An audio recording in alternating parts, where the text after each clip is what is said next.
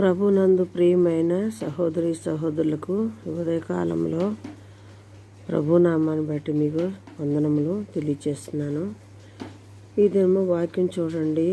మహారాజైన దావీదు తను కష్టంలో ఉన్నప్పుడు దేవునికి ఎంతగానో తగ్గించుకొని కన్నీటితో ప్రార్థన చేస్తున్నాడు.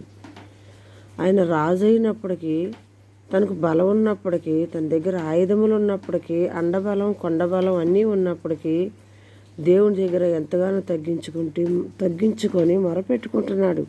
ఎందుకంటే నీవు నేను విజయం పొందాలన్నా, భూమి మీద బ్రతకాలన్నా, నడవాలన్నా, చెయ్యాలన్నా దేవుని సహాయం కావాలి. శత్రువులు అపవాది అనేది ఎట్నుంచి వచ్చిందో మనకే తెలియదు. కాబట్టి మనం ఏం చేయాలంటే దేవుని నామంలో ప్రార్థించి అనునిత్యము మనం తగ్గించుకునే వారిగా ఉండాలి. గర్వించే వారిగా ఉండకూడదనమాట.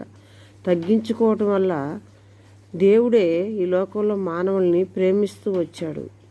ఆయన తగ్గించుకోకపోతే ఆయన ప్రేమను మనం ఈ లోకంలో పొందలేని వారిగా ఉండేవాళ్ళం. కాబట్టి దేవుడే తగ్గించుకున్నాడు, మనం కూడా తగ్గించుకోవాలి. మన బైబిల్ గ్రంథంలో అనేక మంది తగ్గించుకొని మొరపెట్టి ప్రార్థన చేయటం ద్వారా వారు బహుగా ఆశీర్వదించబడ్డారు. కాబట్టి ప్రియమైన దేవుని బిడ్డ, అల్పమైన స్వల్పమైన మనము కూడా ఏమి చేయాలంటే ఎంతగానో తగ్గించుకోవాలి.